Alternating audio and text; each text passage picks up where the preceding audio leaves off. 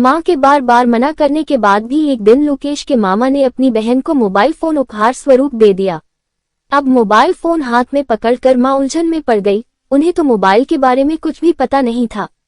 काफी कोशिश की लेकिन कुछ समझ नहीं आया, तो सोचा लोकेश जब शाम को घर आएगा तो पूछ लूंगी। शाम को लोकेश ने भी बड़े ही प्यार से माँ को मोबाइल इस्तेमाल करने के तरीके समझा दिए। माँ भी खुश सी लग रही थी कि चलो अब जब चाहे जिससे बात कर पाएगी। सुबह जब लोकेश ऑफिस चला गया तो वो मोबाइल ले बैठ गई। सोचा अपने भाई से बात करती हूँ, लेकिन जैसे ही मोबाइल हाथ में आया तो वो उसे कैसे चलना है सब भूल गई। बहुत से बटन दबाए के देखे लेकिन मोबाइल महाशय चालू हो नहीं हुए। सोचा आज फिर लोकेश से पूछूंगी।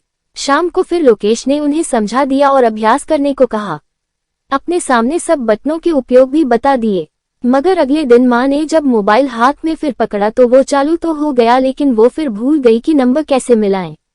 काफी कोशिश के बाद भी जब किसी से बात नहीं हुई तो सोचा आज फिर लोकेश से समझना पड़ेगा। शाम को जब फिर उन्होंने मोबाइल सिखाने की बात की तो लोकेश को गुस्सा आ गया। बोला कितनी बार समझा दिया, अब क्या रोज रोज यही करता रहूं। और गुस्से में अपने कमरे में चला गया। माँ को ये सुन बहुत दैख हुआ लेकिन चुप रह गई। कुछ देर बाद माँ के मोबाइल की घंटी बजने लगी। माँ ने उठा तो लिया लेकिन समझ नहीं आया कि किस बटन को दबाने से बात कर पाएगी।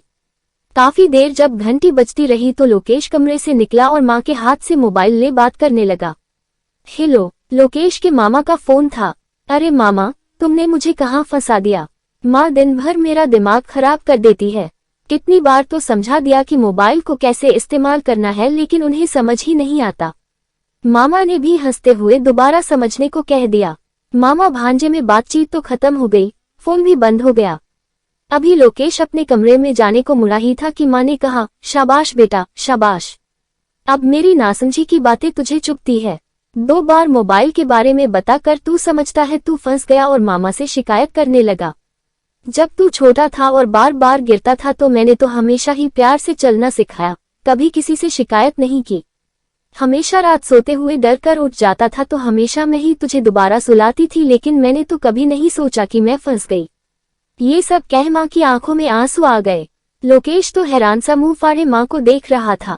कुछ बोल तो नहीं पाया, बस आगे बढ़ माँ को आगोश में ले रो पड़ा। कुछ देर बाद उसके मुंह से कुछ शब्द निकले। माँ, मुझे माफ कर दो, मैंने गलती से आपका दिल दुखाया है। आपका प्यार तो मेरे लिए दुनिया का सबसे बड़ा उपहार है। इस कहानी से आपको भी सीख लेनी चाहिए। माता पिता का प्यार बहुत ही भाग्यशाली लोगों को मिलता है, लेकिन जब उनकी उम्र बढ़ जाए तो उन्हें उतना ही प्यार करना हर बच्चे का कर्तव्य है।